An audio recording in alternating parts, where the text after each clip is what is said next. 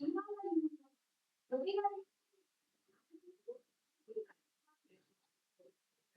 Friends, आज हम देखने वाले हैं चरक संहिता पूर्वार्ध का दूसरा अध्याय, सूत्र स्थान का दूसरा अध्याय, अपामार्ग तंडुलीय अध्याय। ठीक है, नेक्स्ट है, इसमें पढ़ते हैं पंचकर्म में प्रयुक्त होने वाली शेष औषधियों जैसे पंचकर्म के सिद्धांतिक पक्ष के वर्णन के लिए इस अध्याय की रचना की गई।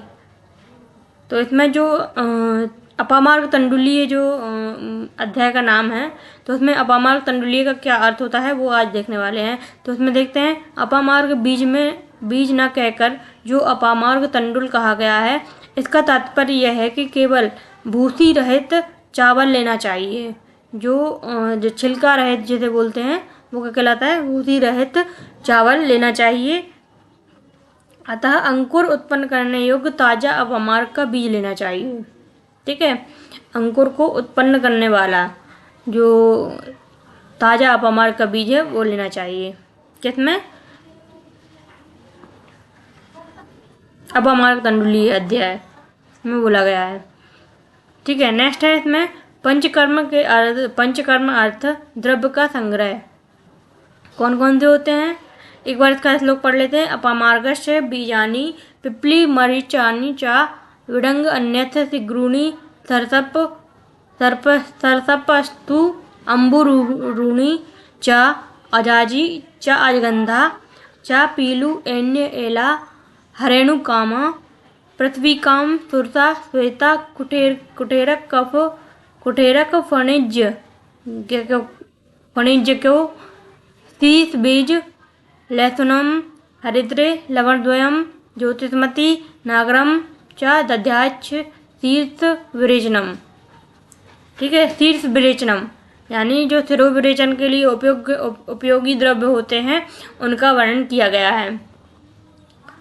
ठीक है, तो इसमें क्या देखते हैं कि शीर्ष विरेचन द्रव्य या इसी को बोलते हैं शिरोविरेचन के लिए उपयुक्त द्रव्य कौन कौन से होते हैं। अपामार्ग चिचड़ी का बीज, अपामार्ग का बीज या कौन सा बीज लिया जाता है, छिलका रहित या भूसी रहित बीज लिया जाता है। ये क्वेश्चन है, ठीक है, इम्पोर्टेंट क्वेश्चन है। नेक्स्ट है, इसमें मरीच, पिपली मरीच, बायबडंग, सहीजन का बीज, तेजबला का बीज, बिडंग अन्यथ मतलब होता है बायबडंग। ठीक है, और पीलू वृक्ष का बीज कौन सा लिया जाता है, पीलू वृक्ष। अजाजी का मतलब होता है जीरा, अजाजी जो होती है ना उसे किसको बोलते हैं, जीरे को बोलते हैं। अजगंधा लिया जाता है। पीलू वृक्ष, पीलू एन्येला हरेणुकम, तो पीलू हो गया इसमें, पीलू वृक्ष का बीज, और एला, दो शब्द हैं इसमें। ठीक है, कौन कौन थे, पीलू और एला, कौन कौन थे, पीलू एला। तो पीलू वृक्ष का बीज और एला मतलब बड़ी इलायची, और हरेणुकम या हरेणु संभालू का बीज होता है। ठीक है, नेक्स्ट है इसमें पृथ्वी का जो होती है मंगरेला को बोलते हैं। किसको, मंगरेला, इसको बोलते हैं, मंगरेला को बोलते हैं क्या, पृथ्वी का। ये पर्याय याद रखना है अपन को। जैसे सुरसा है वो भी किस में आता है, शिरोविरेचन के का द्रव्य होता है। सुरसा जो है वो किसका भेद होता है, तुलसी का भेद होता है। नेक्स्ट है इसमें कुठेरक तुलसी का भेद होता है। और तो याद रखना कौन कौन थे, सुरसा जो होता है तुलसी का भी तो भेद होता है, और कुठेरक भी क्या होता है, तुलसी का ही भेद होता है। ठीक है, नेक्स्ट है इसमें कि ये सभी औषधियाँ जो होती हैं। हाँ, अब इसमें नेक्स्ट है शिरीष बीज। शिरीष जो होता है, शिरीष का वृक्ष जो है उसका बीज लिया जाता है। और लहसुन का प्रयोग करते हैं, हरिद्रा का प्रयोग करते हैं, और लवणद्वय कौन कौन से, ये चक्रपाणी जो हैं, चक्रपाणी के अनुसार जो लवणद्वय बोले गए हैं कौन से? सिरोविरेचन द्रव्य में। ये बहुत इंपॉर्टेंट क्वेश्चन है कि जो सिरोविरेचन में द्रव्य उपयोग किए जाते हैं उनमें लवण द्वय का मतलब चक्रपाणी के अनुसार कौन कौन से होते हैं और चरक के अनुसार कौन कौन से होते हैं। तो जो चक्रपाणी है उनके अनुसार होता है सैंधव और सौवर्चल। कौन कौन से? सैंधव और सौवर्चल, ठीक है। लेकिन जो आचार्य चरक दिए हैं उनके अनुसार कौन से दिए गए हैं? सेंधा नमक और काला नमक। कौन कौन से? सेंधा नमक और काला नमक। आप चाहें तो इसको लिख भी सकते हैं इस क्वेश्चन को, ठीक है। नेक्स्ट है इसमें ज्योतिषमती। ज्योतिषमती है, नागर है, मालकांगनी बोलते हैं ज्योतिषमती को। क्या बोलते हैं? मालकांगनी। तो ज्योतिषमती है और इसी को क्या बोलते हैं यहाँ पे? मालकांगनी ही बोला जाता है। नागर, नागर का प्रयोग भी किसमें किया जाता है? सिरोविरेचन द्रव्य में किया जाता है। नेक्स्ट है इसमें औषधियों का सिर के भारी होने पर। अब अपन ने ये तो अपन ने क्या पढ़ लिए? द्रव्य पढ़ लिए। नेक्स्ट अपन क्या पढ़ रहे हैं इसमें? कौन से जो सिरोरोग है उनमें प्रयोग किया जाता है। तो कौन कौन से होते हैं यहाँ पे अपन श्लोक में देखेंगे। गौरवे शिरसः शूले पीनस अर्धाव भेदक क्रमी व्याध्य अपस्मारे घ्राणनासे प्रमोह के। इसकी हिंदी पढ़ते हैं। तो सभी औषधियों का प्रयोग सिर के भारी होने पर। गौरवे का मतलब होता है सिर का भारी होना, ठीक है। गौरवे का मतलब क्या होता है? सिर का भारी होना। और सिरसा, सिरसा यानी होता है सिराशूल। क्या होता है? सिराशूल होता है। और शूले, सिरसा शूले मतलब होता है सिर में शूल होना या दर्द होना। शूल को मतलब क्या बोलते हैं? दर्द को बोलते हैं। पीनस अर्धाव भेद के। पीनस अर्धाव भेद के मतलब दो वर्ड है इसमें। कौन कौन से? पीनस और अर्धाव। पीनस है, अर्धाव भेदक मतलब अपन सिरोरोग पढ़ेंगे तो उसमें भी आता है अर्धाव भेदक। इसे क्या बोलते हैं? अर्धकपारी। अर्धकपारी या फिर हेमिक्रेनिया बोला जाता है। क्या बोलते हैं? अर्धकपारी या हेमिक्रेनिया में भी दिया जाता है। नेक्स्ट है इसमें क्रमिज सिरोरोग। कौन से? क्रमी व्याधि अपस्मारे। ये रहे ना, क्रमी व्याधि अपस्मारे। तो ये किसमें भी प्रयोग किया जाता है? क्रमिज सिरोरोग में भी दिया जाता है। नेक्स्ट है इसमें अपस्मार। अपस्मार में भी दिया जाता है। और घ्राणनासे। घ्राणनासे का मतलब होता है गंध का, ज्ञान का नाश हो जाना। गंध ज्ञान जो होता है उसका नाश हो जाना। प्रमोह के, प्रमोह के मतलब होता है मूर्छा, ठीक है। तो इनके हिंदी और संस्कृत दोनों के वर्ड जो है ना उनको याद रखना है। मूर्छा यानी होता है प्रमोह के। क्या होता है? प्रमोह के की अवस्था में सिरोविरेचन के द्रव्य दिए जाते हैं। कौन कौन से? एक बार जो इम्पोर्टेंट है उनको अपन रिपीट करते हैं। कौन कौन से? जैसे कि अपामार का बीज है, पिपली है, मरीच है, पिपली मरीच, बायबेडंग, ठीक है। नेक्स्ट है पीलू का वृक्ष, बड़ी इलायची, हरेणु, पृथ्वी का मंगरेला, सुरसा। तुलसी के दो भेद हो गए। कौन कौन से? सुरसा यानी सुरसा और कुठेरक, दो भेद कौन कौन से हैं? सुरसा और कुठेरक। नेक्स्ट है इसमें दो लवण भी यूज किए जाते हैं, लवणम द्वम, लवणम द्वम, लवण द्वम। तो उसमें कौन कौन से होते हैं? सेंधा नमक, काला नमक। चक्रपाणी के अनुसार क्या होते हैं? सेंधा और सौवर्चल, ठीक है। मालकांगनी, ज्योतिषमती यानी मालकांगनी, मालकांगनी का भी प्रयोग होता है। किस में होता है? सिरोविरेचन तो कराते हैं लेकिन किस में होता है? सिर के भारी होने पर, सिर में शूल होने पर, सिर के भारी होने पर, ठीक है, सिर में शूल होने पर। पीनस अर्धावेदक मतलब पीनस में और अर्धावेदक यानी हेमिक्रेनिया में भी दिया जाता है। और कृमि व्याधि अपस्मारे, कृमि सिरोरोग में भी दिया जाता है। अपस्मार मतलब अपस्मार में भी दिया जाता है। घ्राणनासे, इन दो की संस्कृत की हिंदी और संस्कृत दोनों याद रखना है कौन कौन से, क्योंकि ये डिफरेंट है। कौन? घ्राणनासे ज्ञान, गंध ज्ञान का नाश होना। और प्रमोह के मतलब होता है मूर्छा, ठीक है। अब बढ़ते हैं आगे। अब इसमें ये इम्पोर्टेंट है कि यद उत्तम अंगानाम शीर्षस्थ अभिधीयते। सिर को शरीर का मूल भी माना गया है। जो सिर होता है उसको किसका? शरीर का मूल भी माना गया है। जिस प्रकार मूल के स्वस्थ रहने पर वृक्ष स्वस्थ रहता है, वैसे ही स्थिर स्वरूप मूल के स्वस्थ रहने से स्थिर शरीर स्वस्थ रहता है। ते सभी शरीर जो होता है वो क्या होता है, स्वस्थ रहता है।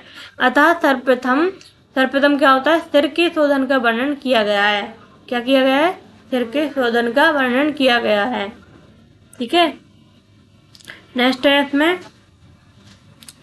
नेक्स्ट बोला गया है कि इसी दृष्टिकोण से क्रमतः सिर शुद्धि के लिए क्या बोला गया है, सिरोपरेचन, और आमाशय शुद्धि के लिए वमन, पश्चमान आशय शुद्धि के लिए विरेचन, और पक्वाशय शुद्धि के लिए निरूह और अनुवासन वस्ती का प्रयोग किया जाता है। एक मिनट।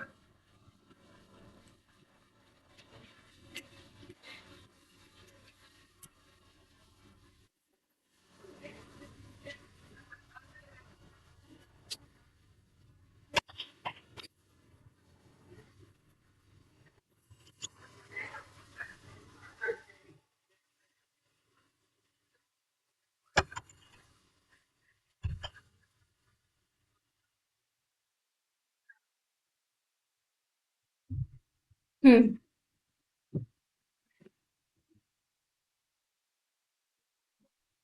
नेक्स्ट हम पढ़ते हैं, सिरोपरेचन में प्रधान अपामार्ग ही माना गया है। जो सिरोपरेचन द्रव्य होता है उसमें अपामार्ग ही क्या माना गया है, श्रेष्ठ द्रव्य माना गया है। जैसे कि प्रत्येक पुष्पी सिरोपरेचनानाम, यहाँ सिरोपरेचन गण का निर्देश किया गया है। यथा संभव सभी औषध का प्रयोग एक साथ ही करना चाहिए। अभाव में एक या दो चार का प्रयोग किया जा सकता है। ठीक है,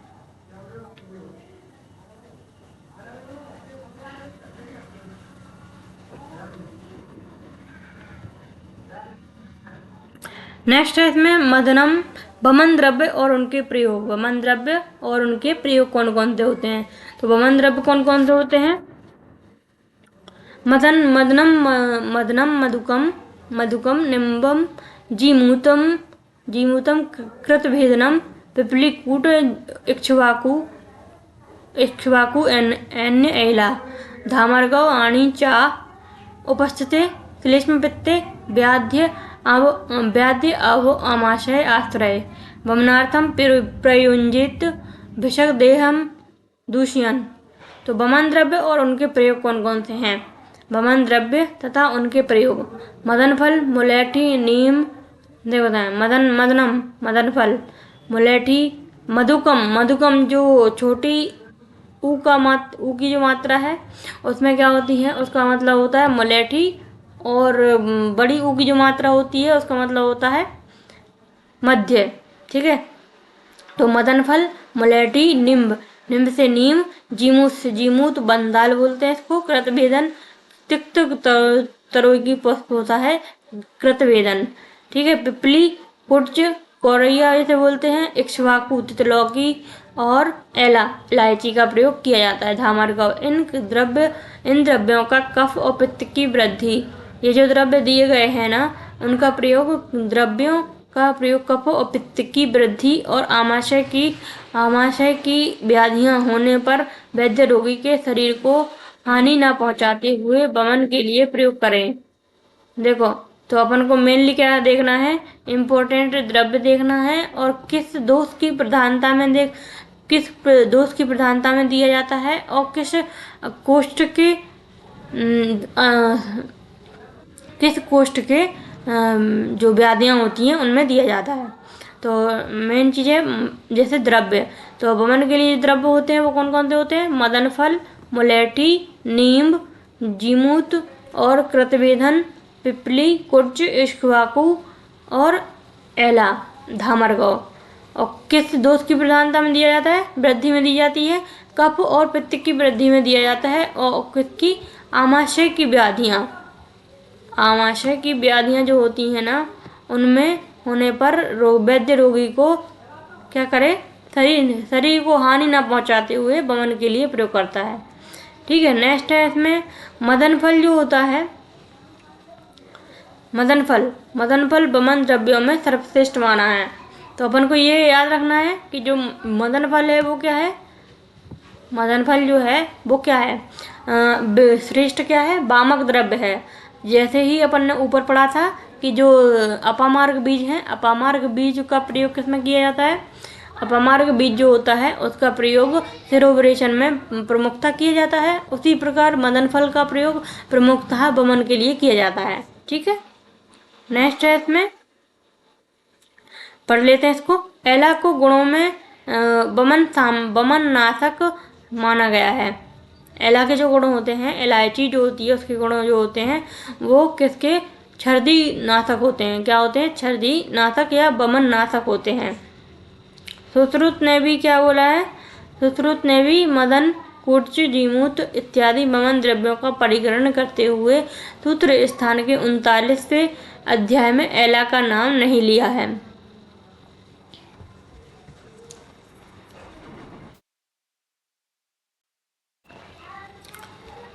इसमें ये बोला गया है कि जो ये जो पूरी समरी दी गई है ना, वो इसकी इसलिए दी गई है कि जो एला होती है, एला जो होती है उसका प्रयोग वमन कारक द्रव्यों में क्यों किया जाता है। ठीक है, तो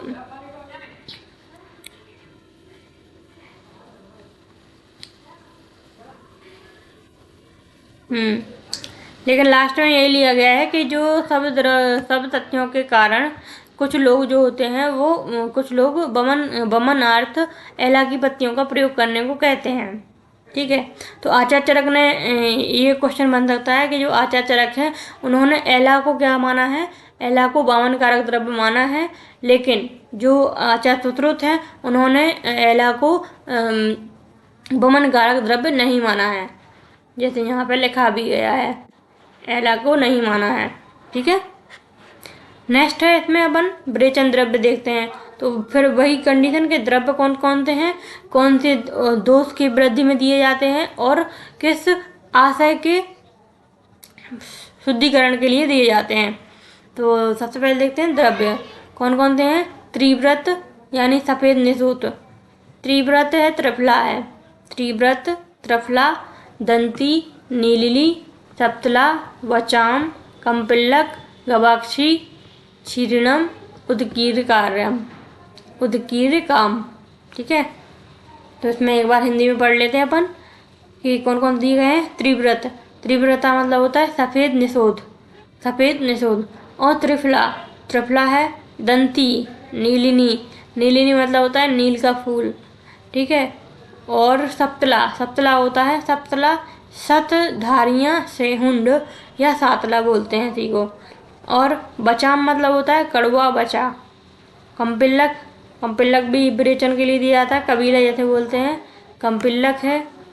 गवाक्षी, निरुन, नारुन, गवाक्षी, क्षीरणी और उदकीर्य, उदकीर्य कैसे बोलते हैं,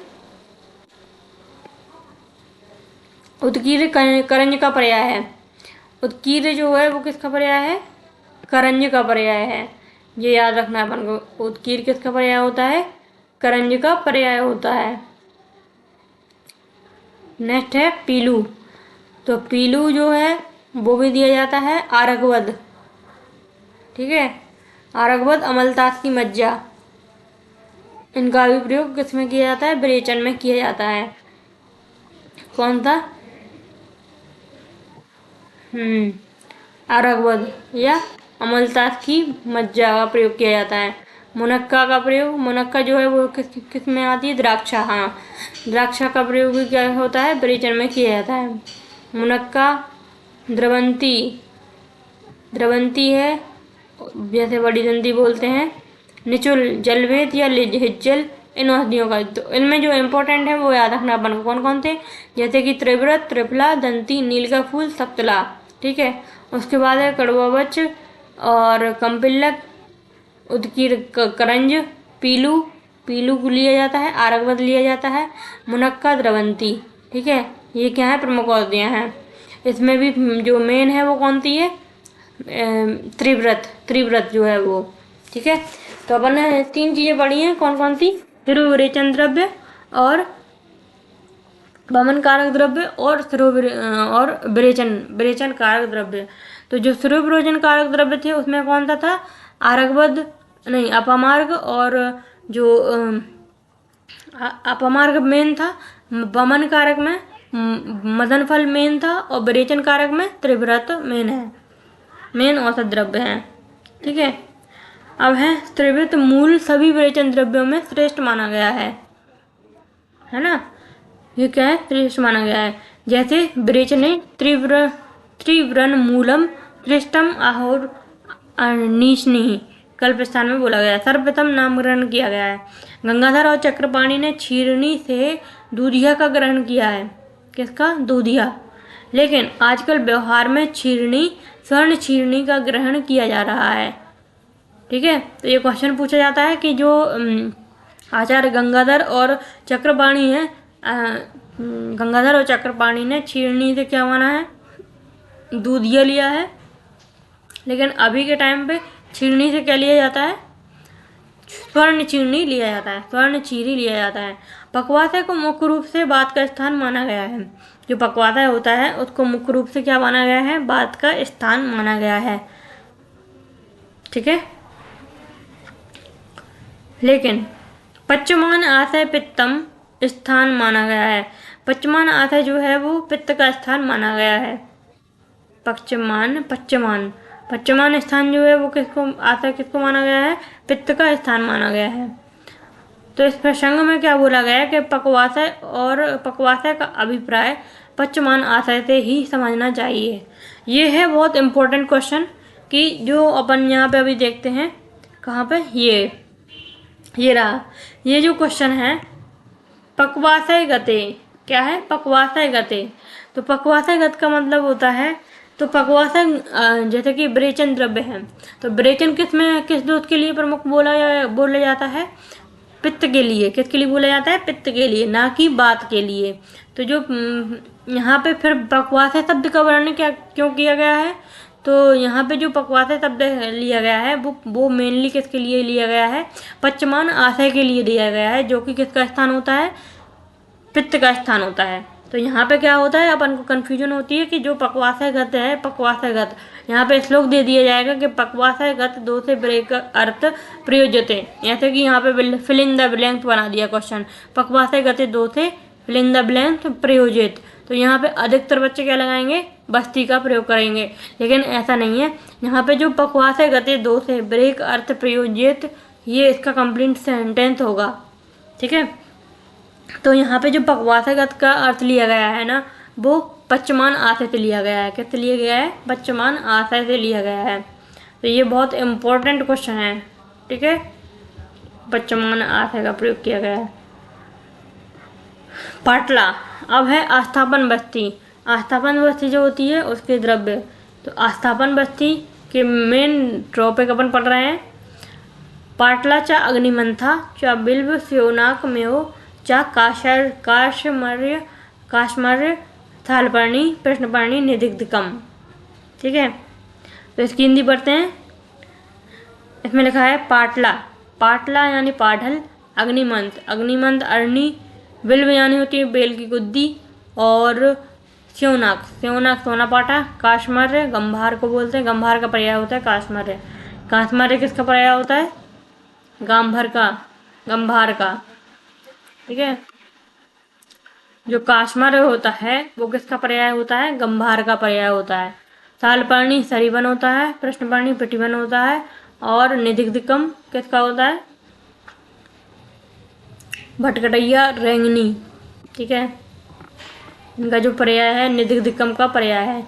नेक्स्ट है बला जो होती है बरियर की जड़ होती है, और स्वदंष्ट्रा, हाँ ये क्वेश्चन है, स्वदंष्ट्रा किसका पर्याय होता है, स्वदंष्ट्रा जो होता है वो गोखरू या गोक्षुर का पर्याय होता है। ठीक है,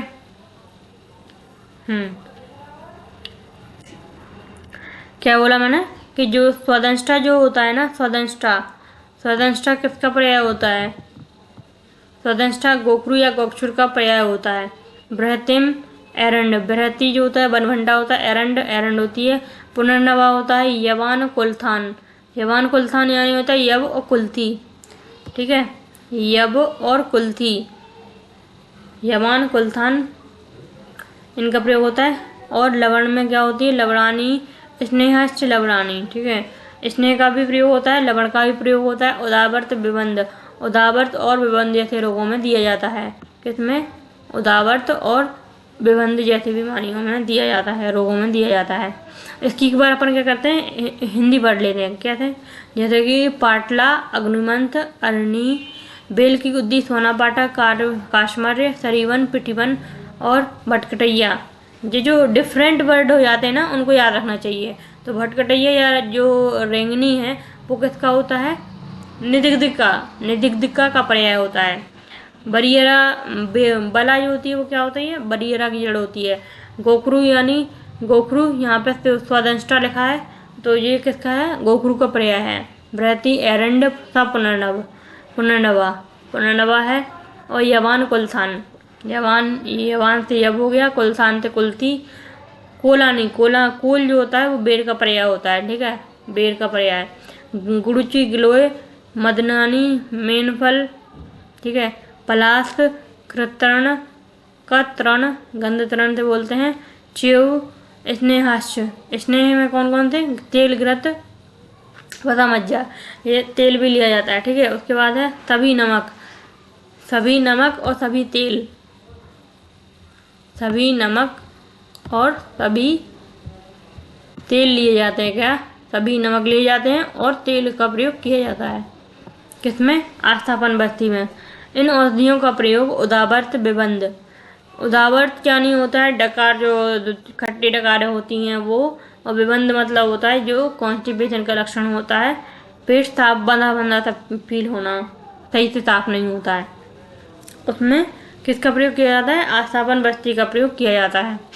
ठीक है, नेक्स्ट है इसमें, तो अपन ने जो मेन क्वेश्चन देखा था स्वादंष्टा। स्वादंष्टा जो है वो किसका पर्याय है? गोखरू या गोक्षुर का पर्याय होता है। हाँ, और एक क्वेश्चन वो पूछा जाता है कि आस्थापन बस्ती में, आस्थापन जो बस्ती होती है उसमें सूख और समी का एग्जाम्पल क्या है? आस्थापन बस्ती के जो द्रव्य होते हैं, इसमें एक बहुत इम्पोर्टेंट क्वेश्चन पूछा जाता है कि जो आस्थापन बस्ती होती है ना, आस्थापन बस्ती में जो द्रव्य प्रयोग किए जाते हैं उनमें सूख वर्ग और समी वर्ग के द्रव्यों को कौन से द्रव्य हैं? मतलब सूख वर्ग के और समी वर्ग के द्रव्यों के नाम बताएं। तो उसमें सबसे पहले आता है सूख द्रव्य। सूख द्रव्य जो होता है उसका एग्जाम्पल है यब। और समी वर्ग जो होता है, समी वर्ग के द्रव्य का एग्जाम्पल है कुल्थी, जैसे ये लिखा है यहाँ पे। ठीक है, तो ये वर्ग के नाम से पूछ लिया जाता है। किसके नाम से? वर्ग के नाम से पूछ लिया जाएगा क्वेश्चन। तो आस्थापन बस्ती का प्रमुख द्रव्य कौन सा है? पाटला। पाटला जो होता है वो क्या होता है? आस्थापन बस्ती का प्रमुख द्रव्य होता है। ठीक है, उसके बाद है अनुवासन बस्ती। तो अनुवासन बस्ती के द्रव्य कौन कौन से होते हैं? इन्हीं औसत द्रव्यों से वातनाशक अनुवासन बस्ती की भी कल्पना करनी चाहिए। इस प्रकार यहाँ संक्षेप में पंचकर्म द्रव्य का संग्रह किया गया है। ओके, ठीक है, हो गया। मतलब इन्हीं द्रव्यों से अपन वातनाशक अनुवासन बस्ती का भी प्रयोग कर सकते हैं। कौन सी? जो आस्थापन बस्ती में बताया गया है। अनुवासन बस्ती में भी इन्हीं द्रव्यों का प्रयोग बताया गया है। अनुवासन बस्ती उपयुक्त द्रव्यों से पकाए हुए तेल या घृत से दी जानी चाहिए। उपयुक्त द्रव्यों को वातघन बताया गया है। यदि पित्तघन कफघन अनुवासन देना हो तो पित्त एवं कफनाशक अन्य द्रव्यों से सिद्ध तेल या घृत का प्रयोग किया जाना चाहिए, ऐसा चक्रपाणी का मत है। ठीक है, नेक्स्ट है इसमें पूर्व कर्म। तो पूर्व कर्म कौन कौन से होते हैं? पूर्व क्रम में इसका श्लोक पढ़ते हैं। तन त अन्य उपस्थित दोषाणाम स्नेह स्वेदो उपादने पंचम कर्माणि कुर्वीत मात्रा कालो विचारयन। मतलब इसकी हिंदी पढ़ते हैं। दोषों के उपस्थित होने पर पहले, दोष जो होते हैं उनके उपस्थित होने पर पहले स्नेहन स्वेदन कराकर मात्रा और काल का विचार करते हुए चिकित्सक को पंचकर्म का प्रयोग करना चाहिए। तो जो पंचकर्म जो है, पंचकर्म में दोष, उपस्थित हुए दोष का जो निर्धारण है वो स्नेहन स्वेदन कराकर काल का विचार करते हुए चिकित्सक को पंचकर्म का प्रयोग करना चाहिए। ठीक है, इतना खास नहीं है। नेक्स्ट है इम्पोर्टेंट, युक्ति का महत्व। तो युक्ति जो होती है उसका महत्व क्या होता है? मात्रा काल आश्रय युक्ति सिद्धिर युक्तो प्रतिष्ठिता तिष्ठत्य उपरि युक्तज्ञो द्रव्य ज्ञानम बताम सदा। ठीक है, इसकी हिंदी पढ़ते हैं। किसी भी औषधि की युक्ति यानी योजना उसकी मात्रा और काल पर निर्भर करती है। किसी भी औषधि की युक्ति यानी योजना, किसी भी औषधि की युक्ति यानी योजना उसकी मात्रा और काल पर निर्भर करती है। युक्ति में सिद्धि, युक्ति जो है उसमें सिद्धि यानी सफलता प्रतिष्ठित स्थित है। द्रव्य का ज्ञान रखने वाले वैद्य से युक्ति को जानने वाला वैद्य सदा श्रेष्ठ रहता है। ठीक है, द्रव्य का ज्ञान जानना, जैसे कि कोई नॉलेज है लेकिन कभी उसका प्रयोग नहीं किया है, किसी भी प्रकार से किसी भी योजनाबद्ध उसका कोई प्रयोग नहीं किया है, तो उस ज्ञान का इम्पोर्टेंस ज़्यादा होता है जिसने यूज किया है प्रैक्टिकली, और जिसने केवल नॉलेज बेस पे रखा है तो उसका यूज़ कम होता है। ठीक है, नेक्स्ट पढ़ेंगे इसमें 28 या बागु वर्णन। Thank you.